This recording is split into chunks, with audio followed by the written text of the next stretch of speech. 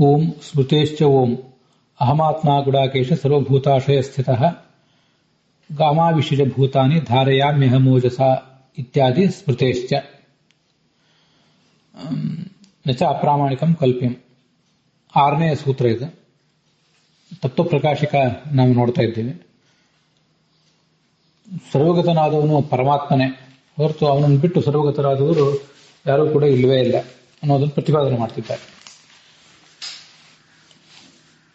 ಜೀವ ಬ್ರಹ್ಮರ ನಡುವೆ ಭೇದ ಇದೆಯೋ ಇಲ್ವೋ, ಆ ಭೇದ ಎಂಥದ್ದು ಅನ್ನೋದ್ರ ಬಗ್ಗೆ ಕೂಡ ಚರ್ಚೆ ನಡೆದಿದೆ. ಅಲ್ಲಿ ಅವರೊಂದು ಅನುಮಾನ ಪ್ರಯೋಗ ಮಾಡಿದರು. ಜೀವೇಶ ಭೇದ ಮಿಥ್ಯಾ ಭೇದತ್ವ ಚಂದ್ರ ಭೇದವತ್ ಅಂತ ಹೀಗೊಂದು ಅನುಮಾನ ಪ್ರಯೋಗ ಮಾಡಿದರು. ಜೀವ ಮತ್ತು ಬ್ರಹ್ಮರ ನಡುವೆ ಇರುವಂತಹ ಭೇದ ಅನ್ನೋದು ಅದು ಮಿಥ್ಯಾಭೂತವಾದದ್ದು. ಯಾಕೆಂದ್ರೆ ಭೇದ ಆದ್ದರಿಂದ ಯಾವ್ದಾವ್ದು ಭೇದವೋ ಅದೆಲ್ಲವೂ ಮಿಥ್ಯಾನೇ. ಚಂದ್ರನ ಭೇದ ಇದೆ. ನಾವು ನಮ್ಮ ಕಣ್ಣನ್ನ ಒಂದು ಬೆರಳಿನಿಂದ ತೆಗೆದು ಹಿಡಿದಾಗ ಆ 2 ಚಂದ್ರ ಕಾಣಿಸ್ತದೆ ಅಲ್ಲಿ, ಅದು ನಮ್ಗೆ ಗೊತ್ತಿದೆ. ಅದು ಹೇಗೆ ಮಿಥ್ಯಾಭೂತನೋ ಹಾಗೆ ಜೀವೇಶ ಭೇದನೂ ಕೂಡ ಮಿಥ್ಯಾಭೂತ ಅಂತ ಅವರ ಧೋರಣೆ. ಆ ಅನುಮಾನದ ಮೇಲೆ ಈಗ ನಮ್ಮ ಗಮನ. ಭೇದಾಭಾವೇ ಭೇದತ್ವ ಸಾಮಾನ್ಯ ಸ್ಯಾಪಿ ಅಸಿದ್ಧೇಶ್ಚ ಅಂತ ನಮ್ಮ ಖಂಡನೆ. ಒಂದು ವೇಳೆ ಭೇದವೇ ಇಲ್ಲ ಅಂತ ಆದರೆ, ಈಗ ನಿಮ್ಮ ದೃಷ್ಟಿಯಿಂದ ಭೇದ ಅಂತ ಅನ್ನೋದು ಮಿಥ್ಯಾಭೂತ ಆದ್ರಿಂದ ಅದಿಲ್ಲ ಅಂತ ಅಭಿಪ್ರಾಯ. ಅದೇ ಇಲ್ಲ ಅಂತ ಆದ್ರೆ ಅದರಲ್ಲಿ ಭೇದತ್ವ ಎಲ್ಲಿಂದ ಬರಬೇಕು? ಘಟ ಇದ್ರೆ ಘಟತ್ವ ಬರಬೇಕು, ಘಟವೇ ಇಲ್ಲದೆ ಹೋದ್ರೆ ಘಟತ್ವ ಎಲ್ಲಿಂದ ಬರಬೇಕು? ಆದ್ರಿಂದ ನಿಮ್ಮ ದೃಷ್ಟಿಯಿಂದ ಭೇದ ಅಂತನ್ನುವುದೇ ಒಂದು ಇಲ್ಲದೇ ಇರುವ ಸಂಗತಿ ಆದ್ರಿಂದ ಭೇದತ್ವ ಅಂತನ್ನೋದು ಬರೋದು ಸಾಧ್ಯ ಇಲ್ಲ. ಭೇದತ್ವ ಸಾಮಾನ್ಯ ಸ್ಯಾಪಿ. ಸಾಮಾನ್ಯ ಅಂದ್ರೆ ಇಲ್ಲಿ ಯಾವುದೋ ಒಂದು ಕೇವಲ ಭೇದ ಅಂತ ಹೀಗೆ ಅರ್ಥ ಅಲ್ಲ. ಭೇದತ್ವ ಸಾಮಾನ್ಯ ಅಂದ್ರೆ ಭೇದತ್ವ ಎಂಬ ಜಾತಿ ಅಂತ ಅರ್ಥ. ಸಾಮಾನ್ಯ ಅನ್ನೋದನ್ನ ದ್ರವ್ಯ ಗುಣ ಕರ್ಮ ಸಾಮಾನ್ಯ ಅಂತ ಈ ಪ್ರಸಂಗದಲ್ಲಿ ಜಾತಿ ಪ್ರಯೋಗ ಮಾಡಿರ್ತಾರೆ ತಾರ್ಕಿಕರು, ಅದು ನಮ್ಗೆ ಗೊತ್ತಿದೆ. ಅದರಿಂದ ಭೇದತ್ವ ಸಾಮಾನ್ಯ ಅಂದ್ರೆ ಭೇದತ್ವ ಎಂಬ ಜಾತಿ ಅಂತ ಹೀಗದ ತಾತ್ಪರ್ಯ. ಯಾಕೆಂದ್ರೆ ವ್ಯಕ್ತಿಭಾವೇನ ಸಾಮಾನ್ಯ ಯೋಗಾತ್. ಆಶ್ರಯಭೂತವಾದಂತಹ ವ್ಯಕ್ತಿ ಇದ್ರೆ ಅದರಲ್ಲಿ ಈ ಜಾತಿಯು ಕೂಡ ಇರುವುದು ಸಾಧ್ಯ. ಆಶ್ರಯಭೂತವಾದ ಭೇದವೇ ಇಲ್ಲ ಅಂತ ಆದ್ರೆ ಅದರಲ್ಲಿ ಭೇದತ್ವ ಇರುವುದು ಕೂಡ ಸಾಧ್ಯ ಇಲ್ಲ. ಅದರಿಂದ ಭೇದತ್ವವೆಂಬ ಹೇತು ಏನಿದೆ ಅದು ಇಲ್ಲದಂತಾಯ್ತು. ಈಗ ಇಲ್ಲದಂತಾಗಿದ್ದರಿಂದ ಹೇತುವೇ ಅಸಿದ್ಧ ಆಗೋಯ್ತು. ಹೀಗೆ ಅಸಿದ್ಧವಾದಂಥ ಹೇತುವನ್ನು ಇಟ್ಕೊಂಡು ನಿಮಗೆ ಮಿಥ್ಯಾತ್ವವನ್ನು ಸಾಧನೆ ಮಾಡಲಿಕ್ಕೆ ಬರುವುದಿಲ್ಲ ಅಂತ ಅಂದ್ರೆ ಒಟ್ಟ ಅಭಿಪ್ರಾಯ. ಭೇದತ್ವ ಹೇತೋ ಅವಿದ್ಯಾ ನಿವೃತ್ತಿ ರೂಪ ಮೋಕ್ಷ ಆತ್ಮಭೇದಿ ವಿಚಾರಾಚ್ಚ. ಇಲ್ಲಿ ಈ ಮಾತಿನಿಂದ ಇನ್ನೊಂದು ನಿರಾಕರಣೆಯನ್ನು ಮಾಡ್ತಾ ಇದ್ದಾರೆ. ಈ ಭೇದತ್ವ ಅನ್ನೋದೊಂದು ಹೇತು ಇದೆಯಲ್ಲ, ಈ ಭೇದತ್ವ ಅನ್ನುವ ಹೇತು ಮೋಕ್ಷದಲ್ಲಿ ಇದೆಯೋ ಇಲ್ಲವೋ ಅಂತ ನಿಮ್ಮನ್ನೊಂದು ಪ್ರಶ್ನೆ ಮಾಡ್ಬೇಕು ನಾವು. ಮೋಕ್ಷದಲ್ಲೇ ಇದ್ರೇನು ಬಿಟ್ರೇನು ಅಂತ ನಮ್ಗೆ ಅನಿಸ್ತದೆ. ಹಾಗಲ್ಲ, ಅದನ್ನ ನಿರಾಕರಣೆ ಮಾಡುವುದು ಹಿಂದೆ ಒಂದು ತಾತ್ಪರ್ಯ ಇದೆ ನಮ್ಗೆ. ಮೋಕ್ಷ ಅಂದ್ರೆ ಏನು?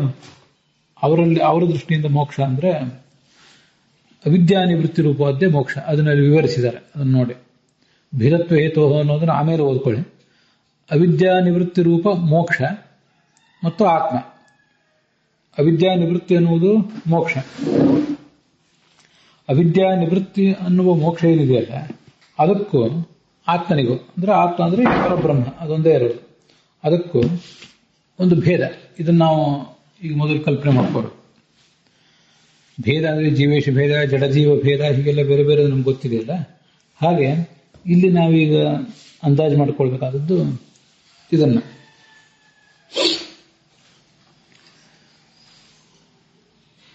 ಮೋಕ್ಷ ಅಂದ್ರೆ ಅವರ ದೃಷ್ಟಿಯಿಂದ ಅವಿದ್ಯಾದ ನಿವೃತ್ತಿ. ಅವಿದ್ಯಾ ನಿವೃತ್ತಿ ರೂಪವಾದ ಮೋಕ್ಷ ಏನಿದೆ, ಆ ಮೋಕ್ಷಕ್ಕೂ ಆತ್ಮನಿಗೂ ಅಂದ್ರೆ ಪರಬ್ರಹ್ಮನಿಗೂ ಭೇದ ಇದೆಯೋ ಇಲ್ವೋ ಅಂತ ನಾವು ನಿಮ್ಮನ್ನ ಪ್ರಶ್ನಿಸ್ತೇವೆ.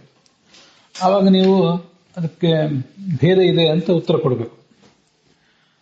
ಇಲ್ಲ ಅಂತ ಉತ್ತರ ಕೊಟ್ಟರೆ ಏನಾಗ್ತದೆ ಅನ್ನೋದನ್ನ ಮುಂದೆ ನೋಡೋಣ.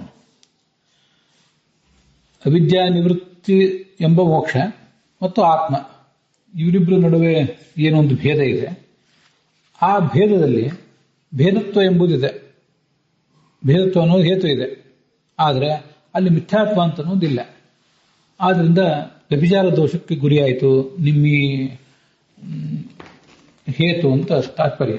ಸಾಧ್ಯ ಅಲ್ಲಿಲ್ಲ, ಮಿಥ್ಯಾತ್ವ ಎಂಬ ಸಾಧ್ಯ ಅಲ್ಲಿಲ್ಲ, ಆದರೆ ಹೇತು ಇದೆ, ಆದ್ರಿಂದ ವ್ಯಭಿಚಾರ ಬಂತು ಅಂತ ಅದರ ತಾತ್ಪರ್ಯ. ಅದರಲ್ಲಿ ನೀವು ಮಿಥ್ಯಾತ್ವವನ್ನು ಒಪ್ಪಲಿಕ್ಕೆ ನಿಮಗೆ ಬರೋದಿಲ್ಲ ಅಂತ ಅದು ನಮ್ಮ ತಾತ್ಪರ್ಯ. ಹೀಗೆ ಮೋಕ್ಷ ಮತ್ತು ಆತ್ಮ ಇವರಿಬ್ಬರ ನಡುವೆ ಇರುವಂತಹ ಭೇದ, ಆ ಭೇದದಲ್ಲಿ ಭೇದತ್ವ ಎಂಬ ಸಾಧ್ಯ ಇದೆ, ಆದರೆ ಮಿಥ್ಯಾತ್ವ ಭೇದತ್ವ ಎಂಬ ಹೇತು ಇದೆ, ಆದರೆ ಮಿಥ್ಯಾತ್ವ ಎಂಬ ಸಾಧ್ಯ ಇಲ್ಲ, ಅದರಿಂದ ವ್ಯಭಿಚಾರ ಅಂತ ತಾತ್ಪರ್ಯ. ಅದ್ವೈತದಲ್ಲಿ ಇರುವ ಒಂದೇ ಒಂದು ತತ್ವ ಅಂದರೆ ಪರಬ್ರಹ್ಮ. ಆ ಪರಬ್ರಹ್ಮನನ್ನೇ ಇಲ್ಲಿ ಆತ್ಮ ಎಂಬ ಶಬ್ದದಿಂದ ತಗೊಂಡಿದ್ದಾರೆ ಅಂತ ತಿಳ್ಕೊಳ್ಳೋಣ. ಅವರಲ್ಲಿ ಸಂಸಾರ ಬಂದಿರುವುದು ಕೂಡ ಅದೇ ಪರಬ್ರಹ್ಮನಿಗೆ, ಸಂಸಾರ ನಿವೃತ್ತ ಆಗಿ ಮೋಕ್ಷ ಸಿಗಬೇಕಾದದ್ದು ಕೂಡ ಅವನಿಗೇನೆ. ಆದ್ದರಿಂದ ಆ ಆತ್ಮ ಅನ್ನೋನೇನಿದ್ದಾನಲ್ಲ ಪರಬ್ರಹ್ಮ, ಅವನೇ ಮೋಕ್ಷವನ್ನು ಪಡ್ಕೊಳ್ಬೇಕಾದವನು. ಹೀಗೆ ಮೋಕ್ಷವನ್ನು ಪಡ್ಕೊಳ್ಬೇಕಾದಂತಹ ಆ ಆತ್ಮನಿಗೂ ಮತ್ತೆ ಅವನಿಗೆ ಸಿಗಬೇಕಾದಂತಹ ಆ ಮೋಕ್ಷಕ್ಕೂ ಭೇದ ಇದೆಯೋ ಇಲ್ಲೋ ಅಂತ ನಾವು ಈಗ ಪ್ರಶ್ನೆ ಮಾಡ್ತಾ ಇದ್ದೇವೆ. ಅದನ್ನ ಬೇರೆ ಬೇರೆ ಉದಾಹರಣೆಗಳ ಮೂಲಕ ತಿಳ್ಕೋಬಹುದು. ಒಬ್ಬ ಅಭ್ಯರ್ಥಿ, ಒಬ್ಬ ಕ್ಯಾಂಡಿಡೇಟ್, ಅವನದು ಯಾವುದೋ ಉದ್ಯೋಗಕ್ಕಾಗಿ ಪ್ರಯತ್ನ ಪಡ್ತಿದ್ದಾನೆ. ಆ ಉದ್ಯೋಗ ಅಂತ ಅನ್ನೋದು ಫಲ ಅವನಿಗೆ, ಅದನ್ನ ಫಲ ಅನ್ನೋದು ಪ್ರಾಪ್ಯ, ಇವನು ಪ್ರಾಪ್ತ, ಈ ವ್ಯಕ್ತಿ ಏನಿದ್ದಾನೆ ಪ್ರಾಪ್ತ ಆದಂತಹ ಈ ಅಭ್ಯರ್ಥಿಗೂ ಪ್ರಾಪ್ಯವಾದಂತಹ ಅವನಿಗೆ ಸಿಗಬೇಕಾದಂತಹ ಉದ್ಯೋಗಕ್ಕೂ ಭೇದ ಇದೆಯೋ ಇಲ್ಲೋ? ಜಗತ್ತಿನ ಎಲ್ಲ ಕಡೆನೂ ಕೂಡ ಭೇದ ಇದ್ದೇ ಇರ್ತದೆ. ಪಡ್ಕೊಳ್ಳೋ ವ್ಯಕ್ತಿಗೂ ಅವನಿಂದ ಪಡೆಯಲ್ಪಡುವಂತಹ ಆ ವಸ್ತು ಇರ್ಬೋದು, ಚೇತನ ಇರ್ಬೋದು, ಅದೇನೂ ಇರ್ಬೋದು. ಗಂಡು ಹೆಣ್ಣನ್ನು ಪಡ್ಕೊಂಡ್ರೆ, ಹೆಣ್ಣು ಗಂಡನ್ನು ಪಡ್ಕೊಂಡ್ರೆ ಪಡ್ಕೊಳ್ಳೋರು ಈ ವ್ಯಕ್ತಿ. ಅದರಿಂದ ಪಡಬೇಕಾದದ್ದು ಆ ಚೇತನ ಅಥವಾ ಒಂದು ಜಡ ಅಥವಾ ಯಾವುದೊಂದು ಮನೆ, ಯಾವುದೊಂದು ಉದ್ಯೋಗ, ಯಾವುದೋ ಒಂದು ದೇಶ, ಹೀಗೇನಾದ್ರೂ ತಿಳ್ಕೋಬಹುದು ನಾವು. ಅಂತೂ ಹೀಗೆ ಪ್ರಾಪ್ತ ಹೊಂದುವಂತಹ ವ್ಯಕ್ತಿ ಮತ್ತು ಅವನಿಂದ ಹೊಂದಲ್ಪಡಬೇಕಾದಂತಹ ಒಂದು ಸ್ಥಾನ ಇದೇನಿದೆ, ಅವೆರಡರ ನಡುವೆ ಸಾಮಾನ್ಯವಾಗಿ ಭೇದ ಅಂತ ಅನ್ನೋದು ಇದ್ದೇ ಇರ್ತದೆ. ತನ್ನನ್ನೇ ತಾನು ಹೊಂದುವುದು ಅಂತನ್ನೋದು ಯಾವತ್ತು ಸಾಮಾನ್ಯವಾಗಿ ಇರೋದಿಲ್ಲ. ಆದ್ರಿಂದ ಇಲ್ಲಿಯೂ ಕೂಡ ಆ ಒಂದು ನಿಯಮವನ್ನು ಅನುಸರಿಸಿ ಮೋಕ್ಷವನ್ನು ಹೊಂದುವಂತಹ ಆತ್ಮ ಏನಿದ್ದಾನೆ ಅವನಿಗೂ ಮತ್ತು ಅವನಿಗೆ ಸಿಗುವಂತಹ ಮೋಕ್ಷಕ್ಕೂ ಭೇದ ಇದೆಯೋ ಇಲ್ಲೋ ಅಂತ ಪ್ರಶ್ನೆ ಮಾಡ್ತಿದ್ದಾರೆ. ಅದರ ನಡುವೆನೆ ಆ ಮೋಕ್ಷ ಅಂದ್ರೆ ಏನು ಅಂತ ಅನ್ನೋದನ್ನು ಕೂಡ ಅವರಿಗೆ ತಿಳಿಸಿದ್ದಾರೆ. ಅವಿದ್ಯಾ ನಿವೃತ್ತಿ ಅನ್ನೋದು ಮೋಕ್ಷ ಅಂತ ಯಾಕೆ ಹೇಳಿದ್ದಾರೆ ಅಂತಂದ್ರೆ, ಅವಿದ್ಯಾ ಬಂದಿದ್ಯಾರಿಗೆ? ಅದೇ ಆತ್ಮನಿಗೆ ಬಂದದ್ದು. ಅದರಲ್ಲಿ ಇರೋನೇ ಒಬ್ಬ ಆತ್ಮ ಬ್ರಹ್ಮ. ಆದ್ರಿಂದ ಅವಿದ್ಯಾದ ಪ್ರಾಪ್ತಿ, ಅವಿದ್ಯಾದ ಬಂಧನಕ್ಕೆ ಒಳಗಾಗುವುದೇ ಸಂಸಾರ ಅಲ್ವಾ? ಅದು ಬಂದದ್ದೇ ಅವನಿಗೇನೆ. ಪರಮಾತ್ಮನಿಗೆ, ಪರಬ್ರಹ್ಮನಿಗೆ ಹೇಗೆ ಅವಿದ್ಯಾದ ಬಂಧನ ಬಂತು ಅಂತಂದು ವಿಷಯ ಬೇರೆ, ಅದು ಖಂಡನೆ ಬೇರೆ.